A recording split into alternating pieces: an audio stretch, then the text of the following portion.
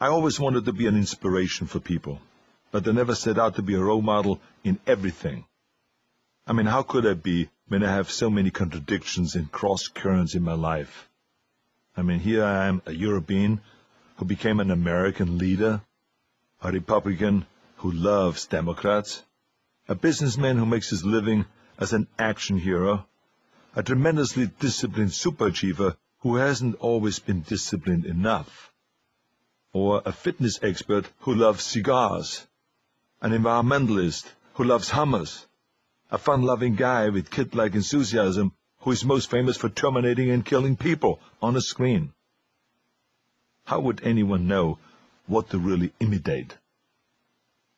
People often assume that I should be a role model for all of those things. I mean, when I ride my bicycle around Santa Monica without a helmet, there's always someone who complains, what kind of an example is that? It's not supposed to be an example. It's not meant to be an example. Well, usually the objections to my cigars is that I've been a fitness crusader for decades. But I remember once in Sacramento, a reporter said, "We zoomed in with a camera on a label of your cigar, and it said, Cohiba! That's a Cuban cigar! You're the governor. How can you flout the law? How can you break the law like that?" "I smoke it because it's a great cigar." That's what I said to him. And the same is with movie violence. I kill people on screen because it's great entertainment. And contrary to the critics, I don't believe that violence on screen creates violence on a street or in a home.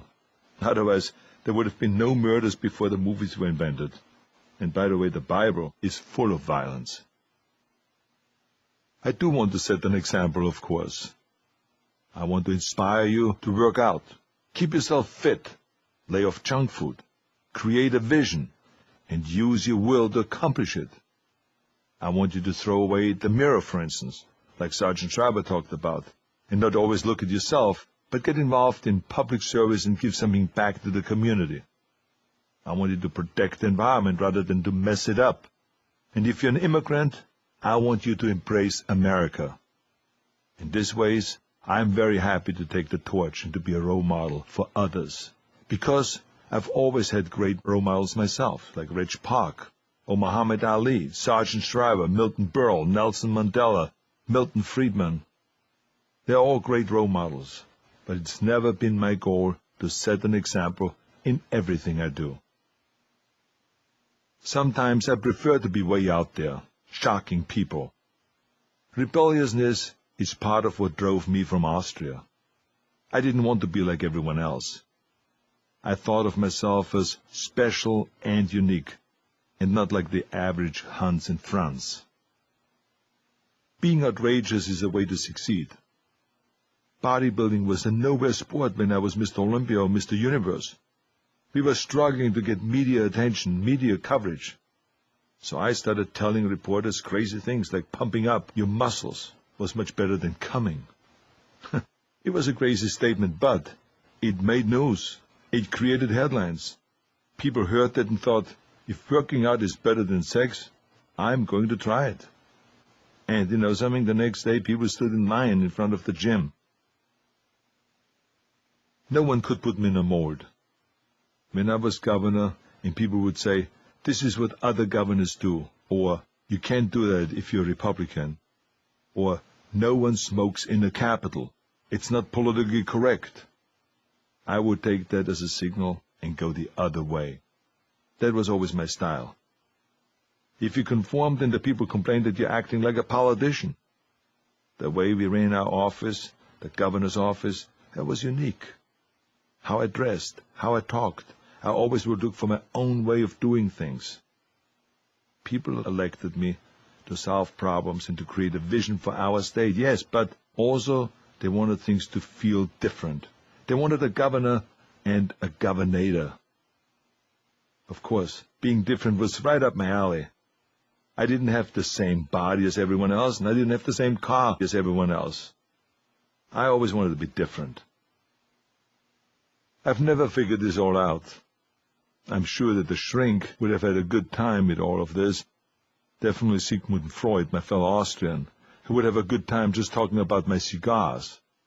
By the way, he smoked stogies too. But life is much richer when we embrace the multitudes that we all contain, even if we aren't consistent, and what we do doesn't always make sense even to us. When I talk to graduating classes, I always tell a brief version of the story of my life and try to offer lessons everyone can use, like have a vision, trust yourself, break some rules, ignore the naysayers, don't be afraid to fail. Woven through the stories in this memoir are some of the principles of success that have worked for me. Turning liabilities into assets. When I wanted to star in movies, the Hollywood agents and the producers, they all talked to me and said, forget about it. My body and my name and my accent were all too weird. They said a body like that will be used maybe in Hercules movies, and people will be scared with the German accent and your name. No one would be able to pronounce it. It's too long. Forget all that. Instead of listening, I worked hard on my accent and on my acting, as hard as I've worked in bodybuilding, to transform myself into a leading man. With Conan the Barbarian and the Terminator, I broke through. The things that the agents said would be a detriment and make it impossible for me to get a job or becoming a leading man, all of a sudden made me an action hero. Or as John Milius said, he was the director of Conan the Barbarian, if we didn't have Schwarzenegger, we would have to build one. When someone tells you no, you should hear yes. Impossible was a word that I loved to ignore, especially when I was governor. They said that it would be impossible to convince Californians to build 1 million solar roofs, and to reform healthcare, and to do something decisive about global warming. Tackling these challenges appealed to me because no one had been able to do them before. The only way to make the possible possible is to try the impossible. If you fail, so what? That's what everyone expects. But if you succeed, you make the world a much better place. Never follow the crowd. Go where it's empty. As they say in LA, avoid the freeway at rush hour. Take the streets. Avoid the movie theaters on Saturday night. Go to the matinee. If you know the restaurant will be impossible to get into at 9, why not go for an early dinner? People apply this kind of common sense all the time, and yet they forget when it comes to their careers. When every immigrant, for instance, was talking about saving up to buy a house, I bought an apartment building instead. When every inspiring actor was trying to land pit parts in movies, I held out to be a leading man.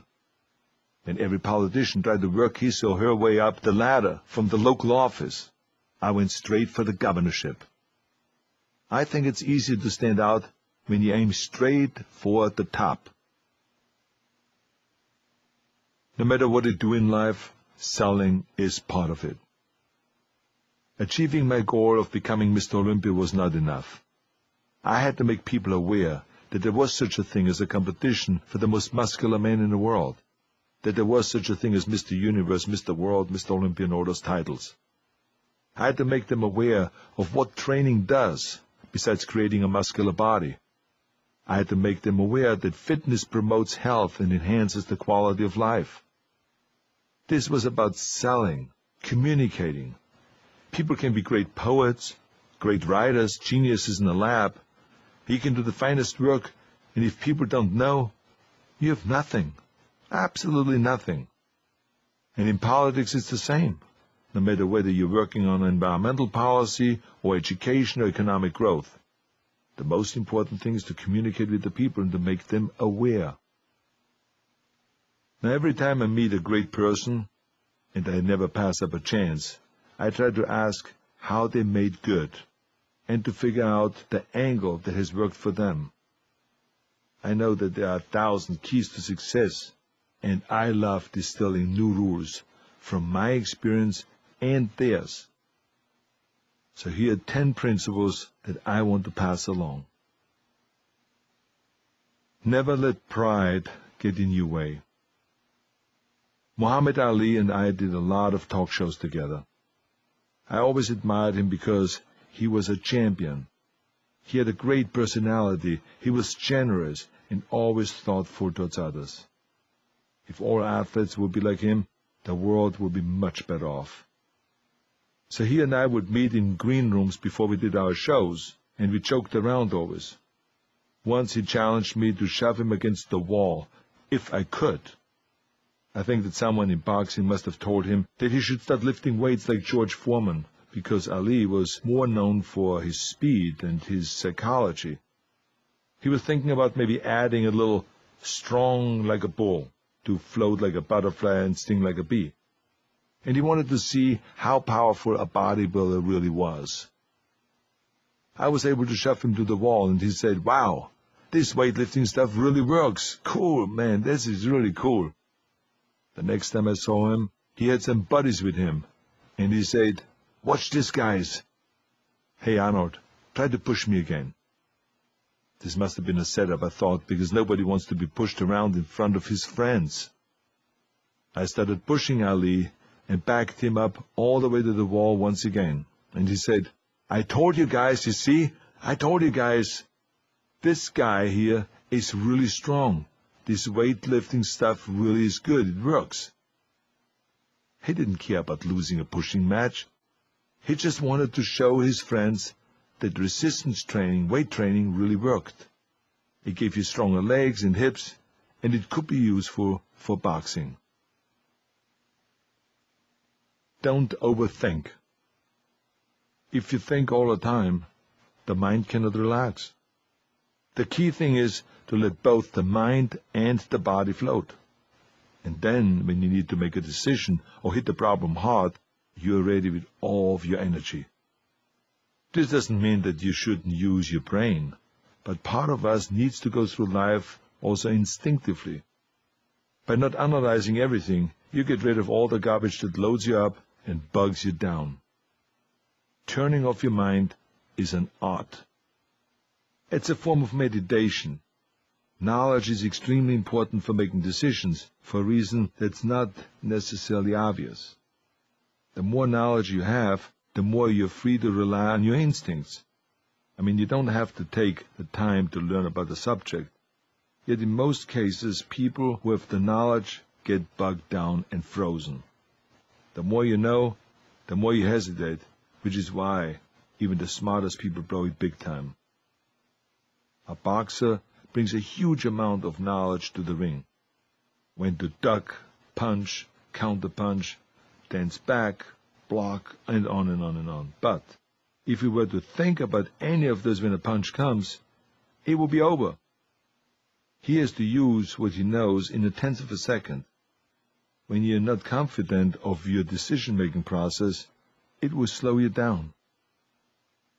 Overthinking is why people can't sleep at night. Their mind is racing, and they can't turn it off. Overanalyzing cripples you.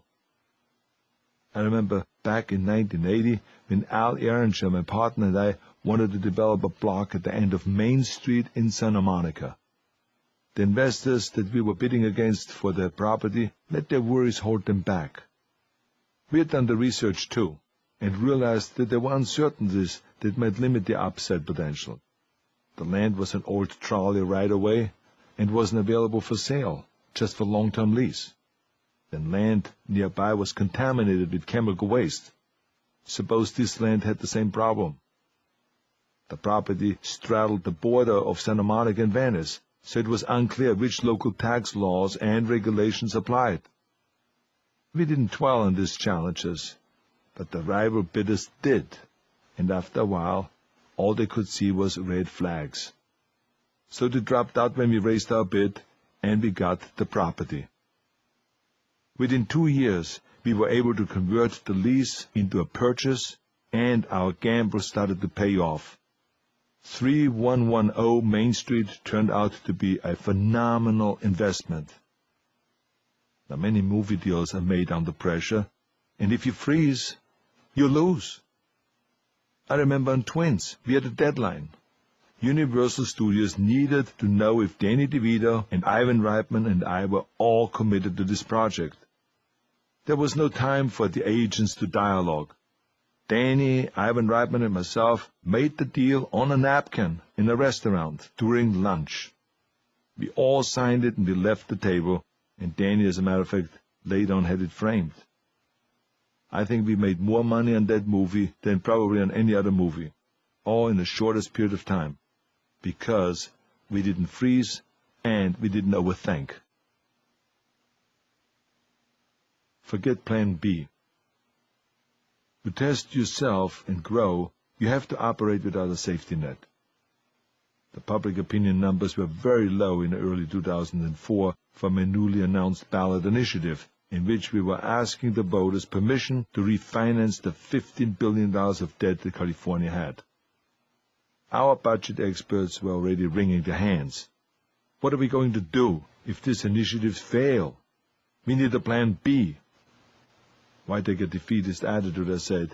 If there's no plan B, then plan A has to work. We just announced the initiatives.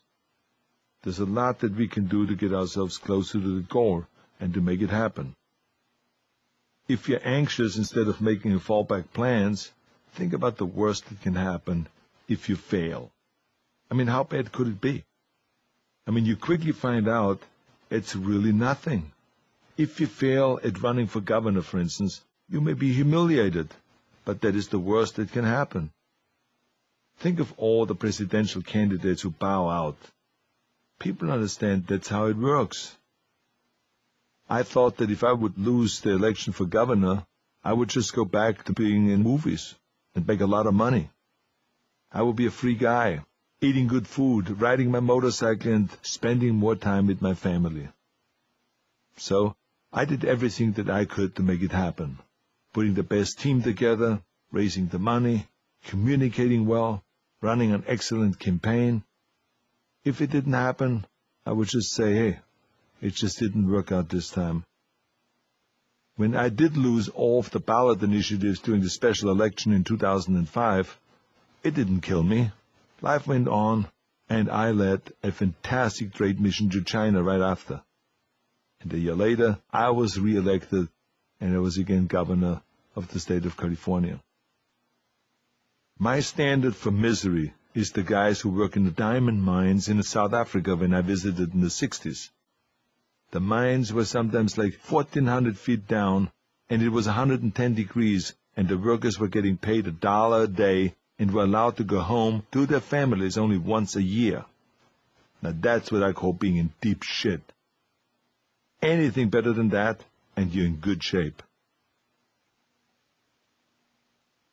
You can use outrageous humor to settle a score.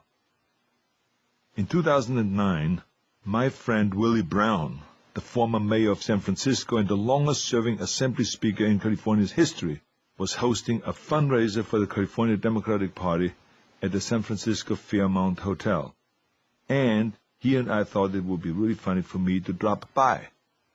So I showed up unannounced, and I gave Willie Brown a big hug and a smooch, and we were hugging and it kind of almost like kissing in front of everybody, which of course freaked out half of the Democrats and made the other half laugh like hell. Then a freshman state assemblyman from San Francisco named Tom Amiano stood up at his table and started heckling me. Well, he started screaming basically, loud and obnoxious. I think he maybe had a little bit too much to drink. He started saying things like, "Hey, kiss my ass, kiss my gay ass, Governor." The press wrote about it. Amiano was a professional comedian also, may I remind you.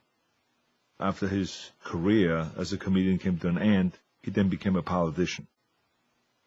Well, I didn't make any comments about it and didn't make a big fuss about it. Very funny, ha ha ha. But in my mind I said, there will come a time when I'm signing bills, which is usually every September, when all the bills come down to my desk and I'm signing them or vetoing it. And so there will be a time where one of his sponsored bills will come to me, and then we will see what happens next. Sure enough, a few weeks later, I got one of Amiano's bills. It was a routine measure about the San Francisco waterfront, but it meant a lot to him. Oh yes, I've heard it in the capital that this is something that really means a lot to him. So I instructed my staff to put together a nice veto message. It's very hard to explain. You got to kind of see it. In a book it is printed, the veto message, but they came up with a very creative way by writing each first letter of the line in such a way that when you read it down, it would say, "Fuck you." It started out, "For some time now I have," and then it continues on. And then the next line says, "Unnecessary bills come to me." And then the next line says, "Care are major issues." And so the next line kicks the can down the alley. So we will find letters at the beginning of the line so that when you read it down, it just simply says, "Fuck you." So we sent it in, and it was considered like a veto message, like any other veto message. And the press didn't even pick up on it. So then someone from our office leaked it to the press, that you should actually look closer at that veto message. And so the press started looking closer at that veto message, and then they caught on. And then, of course, when we had the next press conference, they came to me and they said, "Governor, this could not have been coincidental. You must have planned that veto message." And I said, "No, I did not plan the veto message." I said, "It's totally coincidental." Well, we went to an art maker, and he said that the odds are like a 1 to 1,000,003 or something like that. And I said, why don't you go back to your art maker and have him figure out what the odds are to have an Austrian farm boy come over to the United States and win all the bodybuilding championships and became the greatest bodybuilder of all times. And then become also the highest paid actor of all times with $30 million. And then, as a Republican, marry into the Kennedy family. And then on top of that, out of nowhere become governor of the great state of California and become kind of the second immigrant governor in the history of California. I said, "Now, give that to the art maker." And then the journalist said, "Okay, I got it, okay, thank you."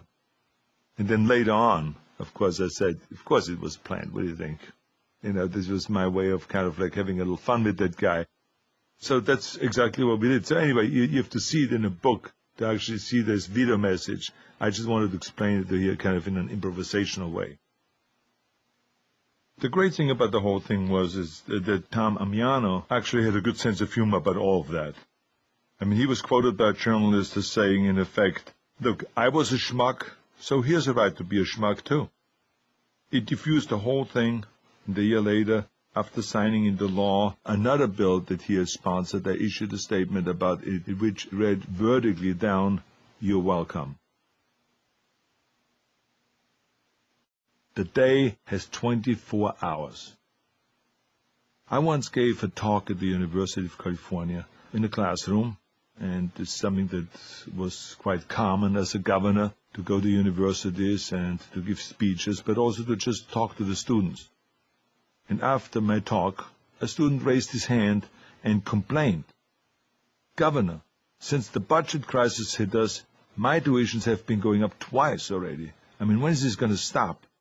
Now it's too high for me and I cannot afford it anymore. I need more financial aid, more assistance." So I said, "Well, I understand it's difficult, but what do you mean it's too high? Now I have to work part-time in order to support the tuition. What's wrong with that?" "Well, I have to study. I am going to class. I cannot make it. I don't have the time to go part-time to work and do all that." So I said, "Well, let's figure this out. I mean, how many hours do you go to class?" "I've got 2 hours one day and 3 hours another day," he said. "And how much studying do you do or have to do?" "Well, each day 3 hours minimum."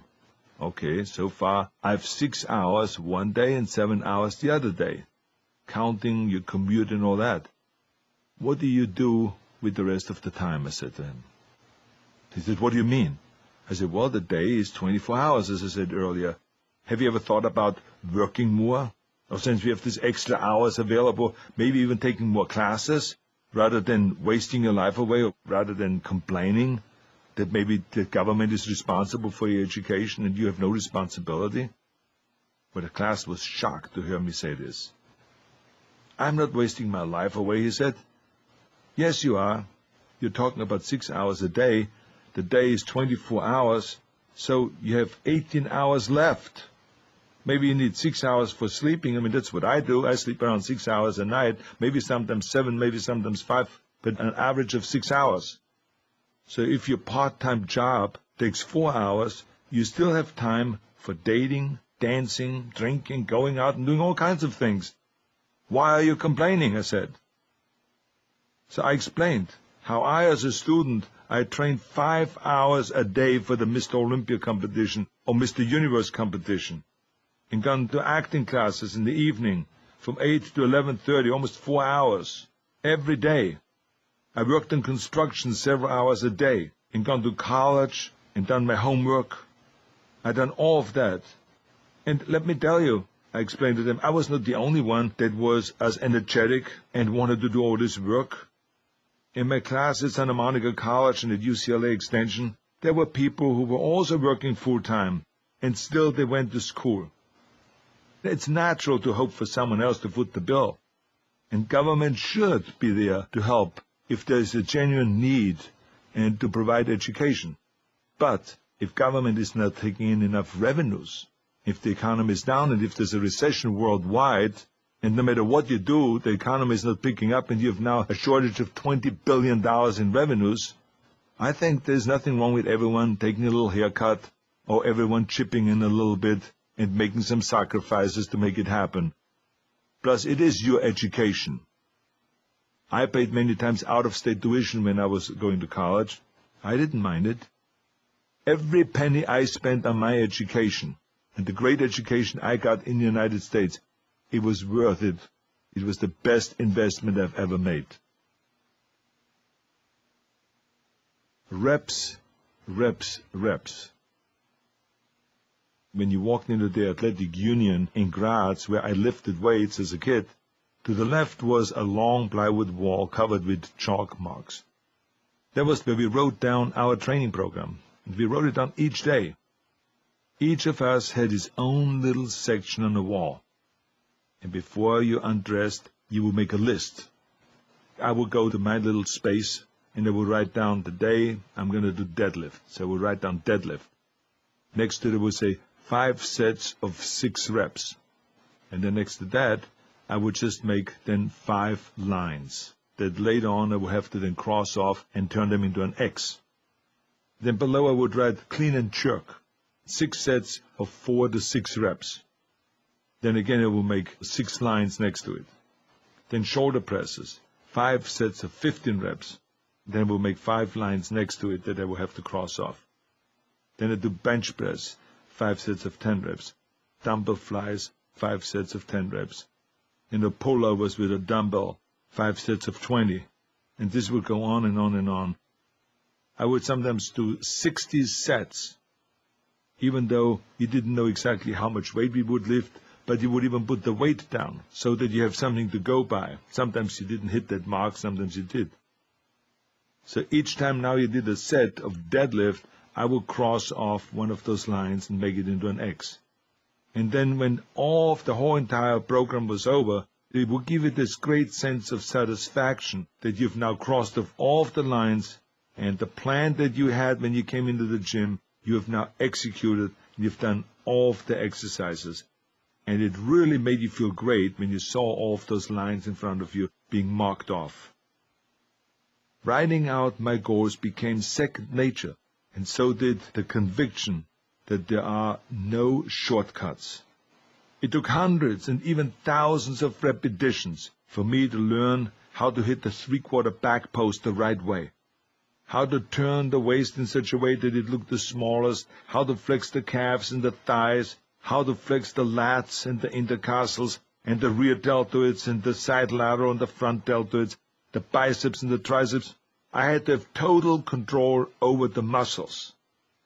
And the only way I was able to do that and at the same time smile was by doing the reps after reps and posing after posing, hour after hour. It was all about doing it over and over again. The same was with delivering a punchline in a movie, or dance the tango in True Lies, paint a beautiful birthday card, or say, "I'll be back," just the right way. If we look at the script of my address to the United Nations in 2007 on how to fight global warming, here is what you will see. On top of the speech, many lines. They are in groups of 5, just like in a bodybuilding gym. 55 reps. That means the entire speech, which took around 12 minutes, I did that speech 55 times. Why? Because there was no second take. When I go to the United Nations and I speak to almost 200 countries, and I want to sell the idea of the extraordinary work that we have done as a sub-national government in California, and I want to sell the idea of the power that local government has, and to inspire them to do the same thing, I better deliver a good speech. This is the only shot I have. So therefore, I believe that I should come as prepared as ever in anything. And it was a huge hit. If you want to be good in skiing, you have to get out on the slopes, and you have to go from morning to night and do the reps and do the mileage. And that's when you get good. The more you ski the bumps, the better you will get with the moguls. The more you run gates, the better you will get with the gates. That's just the way it is. And if you play chess, you have to play tens of thousands of games in order to really understand and get good in playing chess. Or on a movie set, the only way that you will have your act together is to do the reps, to do take after take, and to do as many rehearsals as possible. You've done the reps, you don't have to worry about anything. You can enjoy the moment when the cameras roll. Filming The Tomb in New Orleans with Sylvester Stallone, we shot the scene with 75 people in a prison brawl. The choreography was so complicated, with dozens of fistfights and wrestling matches and prison guards coming in and clubbing people, that just the rehearsal alone took half a day. They did the rehearsal and the fight over and over to make sure that no one hit someone else accidentally, and that everything looks natural, and that everyone knows exactly what to do at any given moment. By the time we shot, everyone was tired, but at the same time, they were all really pumped up. The take was so successful, they only had to do one take. The moves had become second nature to all of us, and it really felt like a fight. So many reps were done that it ended up being a perfect fight scene. So as you can see, you need reps. The more you do it, the better it is. There's no shortcut. Don't blame your parents. They have done their best for you. And if you have been left with problems, those problems are now yours to solve. That's right. Maybe your parents were too supportive or too protective, and now you feel needy and vulnerable in the world. Don't blame them for that. Or maybe they were too harsh. Who knows? Whatever it was, don't blame them. Look, I loved my father when I was a little kid, and I always wanted to be like him. I admired his uniform, I admired that big gun that he always wore, and the fact that he was a police officer. But then later on, I hated the pressure that he put my brother and me under. You have to set an example, he would say. You have to set an example in our village because you're the children of the inspector. I demand that, he would say. We had to be the perfect kids, which of course we were not. We were far from it. We caused our trouble. We leaned ladders against people's doors, so when they opened the door, the ladder smashed into their forehead. We did all kinds of things like that to come up with ideas on how to torture people. We were not perfect. He was exacting, which was his nature. He was also brutal at times, but I don't think that that was his fault. I think this just came because he was in a war. If he had lived in a more normal way, he would have been a different person. So I've often wondered, What if he would have been warmer and nicer to me? Would I have left Austria? Would I have been as hungry as I was? Probably not. And that is my fear. I became Arnold because of what he did to me. I recognized that I could channel my upbringing in a positive way rather than complain and to look back. I could use it so I could create a vision, to have goals, to find joy in my goals. His harshness drove me from the home. It made me come to America and work for success. I am happy I did. I don't have to lick my wounds at all. There's a passage near the end of Conan the Barbarian, one of my favorite movies, that has always stuck to me, actually. The line is said not by me, but by Thulsa Doom, the sorcerer who makes Conan as a young boy watch his father being devoured by dogs, and who slaughtered Conan's mother before his very eyes. As Conan is about to kill him and avenge his parents, Thulsa Doom says, "Who is your father, if it is not me? Who gave you the will to live? I am the wellspring from which you flow." So it's not always obvious what you should celebrate. Sometimes you have to appreciate the very people in the circumstances that traumatize you. Today, I hail the strictness of my father and of my whole upbringing, and the fact that I did not have everything that I wanted in Austria, because those were the very factors that made me hungry. Every time he hit me, every time he said my weight training was garbage, that I should be doing something useful and go out and chop wood, and every time he disapproved of me or embarrassed me, it put fuel on the fire in my belly. It drove me and it motivated me. Change takes big balls. While I was on a trade mission in Moscow during my last year as governor, I took a little time out to visit former Soviet President Mikhail Gorbachev, and it was at his home. We have become friends over the years, and I've given a speech for him and sat with him at his 80th birthday party in London just a few months before. Gorbachev's daughter, Irina, she made lunch for us and several of the friends from the Gorbachev Institute. We ate for at least 2.5 hours, and we talked about all kinds of things, and it was just wonderful to look around that library there and all the memorabilia and the photographs, and we talked about his wife, Raisa. It was really fantastic.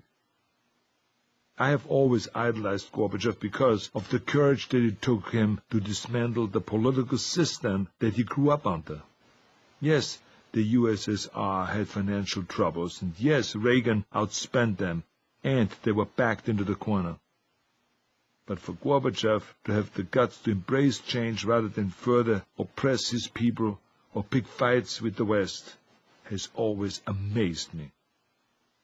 I asked, how did he do it? How could he change the system after getting indoctrinated from childhood to view communism as the solution to every problem, and after rising to his leadership in his party, where you had to show passion for the system all the time? How could he be so open-minded? He said, my whole life I worked to perfect our system. He told me that I couldn't wait to get to the most powerful position because I thought then I would be able to fix the problems that only the leader can fix.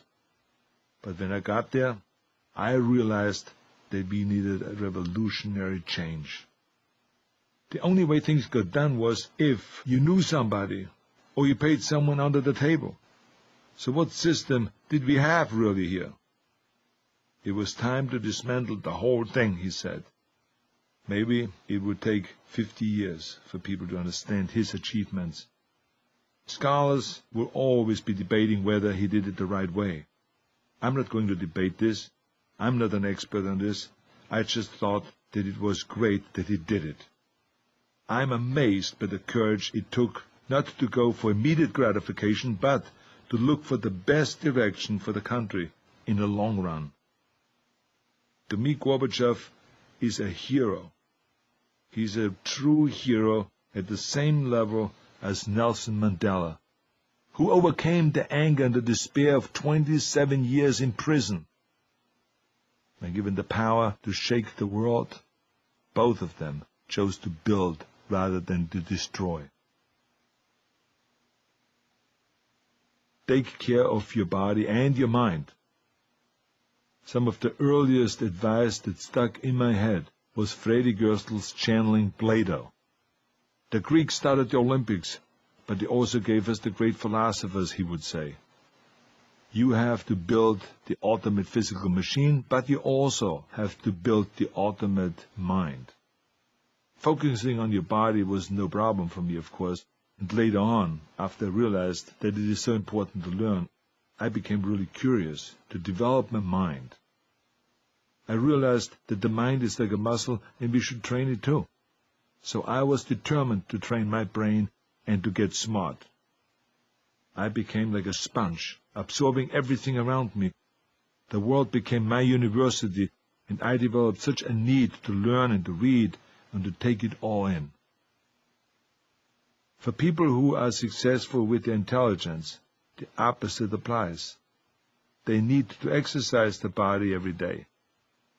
Clint Eastwood exercises even when he is directing and when he's starring and when he's producing and when he's traveling around the world.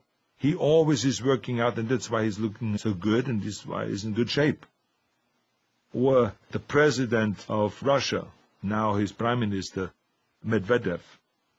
He worked endless hours throughout the day when he was president of Russia, but when I was there for the trade mission, we went together to the gym and we worked out for 2 hours, and it was fantastic. And I asked him, do you work out every day? And he says, absolutely every day. I get up earlier in the morning and do my reading, and I also do my working out.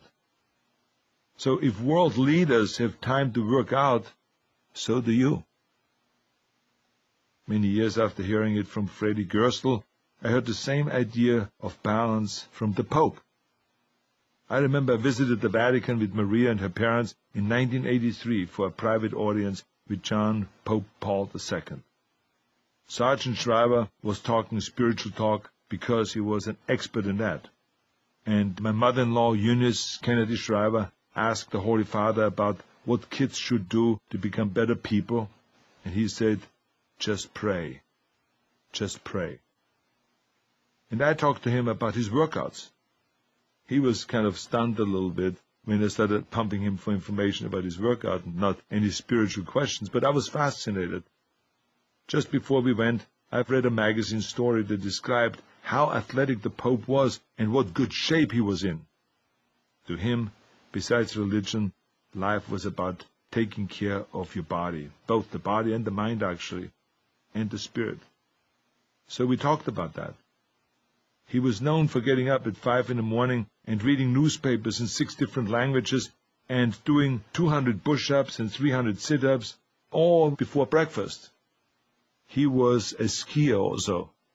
Sometimes people wouldn't recognize him because he was so incognito. But I think he must have been the first pope that actually went skiing while he was pope. He was already in his 60s, 27 years older than me. And I said to myself, if that guy can do it, if he can work out every day, I think that everyone can do it. And I also can make an effort to get up even earlier every day and kick some butt. Stay hungry. Be hungry for success, hungry to make your mark, hungry to be seen and to be heard and to have an effect. And as you move up and become more successful, make sure that you also be hungry for helping others. Don't rest on your laurels. Too many former athletes spend their lives talking about how great they once were 20 years ago. But someone like Ted Turner goes from running his father's outdoor advertising business, for instance, to founding CNN, to organizing the Goodwill Games, which are the world championships in athletics, to raising bison, to supply bison meat, to have 47 honorary degrees, and the list goes on and on and on. Now that's what I call staying hungry. Or for instance, Bono. He started as a musician. Fantastic, talented musician. But then he started buying other music. Then he worked to combat AIDS and to create jobs and debt forgiveness and all those kind of things. Or Anthony Quinn, the famous actor, he was not just happy being a movie star, he wanted to do more. He became a painter whose canvas sold for hundreds of thousands of dollars. Or Donald Trump turned his inheritance into a fortune 10 times bigger than what he inherited. Then he started his own network TV show. Now look how big he is. Or Sergeant Shriver, my father-in-law, he traveled the world till he died, always hungry for new projects. I loved it about him. So many accomplished people just coast. They wish they could still be somebody and not just talk about the past. There's so much more to life than just being the greatest in one thing. I mean, we learn so much when we are successful. So why not use that for the connections and to do more with all those things? I mean, we can reach out, we can help our neighborhoods, we can have an effect if it is Special Olympics or after-school programs, or teaching a kid how to read, or to put some money into some local school or some programs. My father always told me, be useful, do something. And he was right. If you have a talent or a skill that makes you happy, use it to improve your neighborhood. And if you feel a desire to do more, then go all out, like I did with the governorship. And in my case, America gave me all the opportunities to become rich and famous and achieve my goals, so why not give back to the United States? I always say, we have plenty of time to rest when we're in the grave. Live a risky life and a spicy life. Like Eleanor Roosevelt said, every day do something that scares you. We should all stay hungry.